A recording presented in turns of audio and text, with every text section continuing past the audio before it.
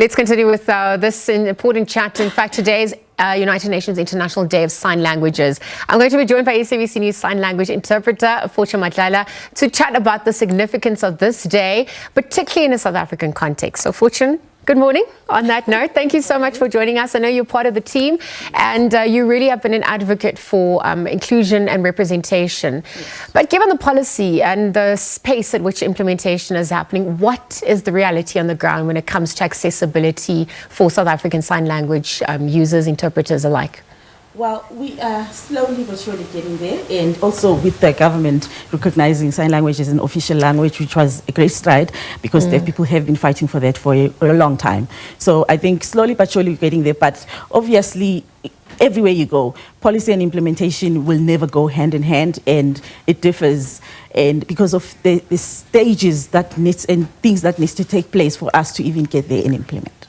Okay, absolutely. And so we celebrate those strides, but we're obviously looking at the gaps that still persist, and even in education context, even just with teachers and teaching the language. What's the reality of the ground given the numbers and stats in our own country?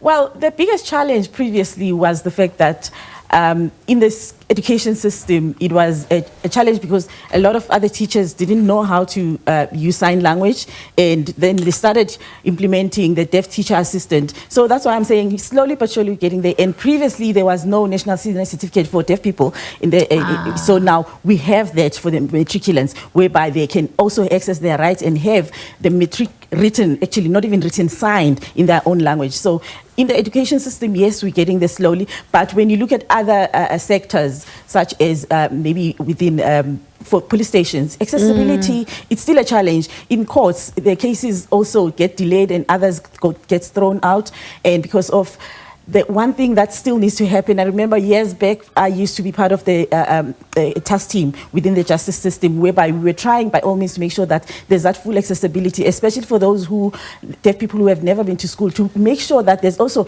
deaf interpreters who are relay interpreters, to make sure that that's full accessibility, and having professional sign language interpreters in every sector, not just only within courts, but everywhere you go. You need to have professional sign language interpreters to avoid things that we all know that has happened in the past. So, Fortune, as we wrap up, what's your vision for the future? What's your message to South Africa as well, based on what you've just echoed? As the theme states, is that no human rights without sign language rights, and the Universal Declaration of Human Rights also strives to say that we have achieved a lot, but then there's still more that needs to be done, because a lot of deaf people are there, they live within us, and looking at the stats, according to the UN, the stat says that there's 1.5 billion deaf people, and according to the World Health Organization, by 2050, we would have probably 2.5 billion people who are deaf or who have hearing loss. So they will always be part of us. So now it's time for us to make sure that we include them. Accessibility all the way.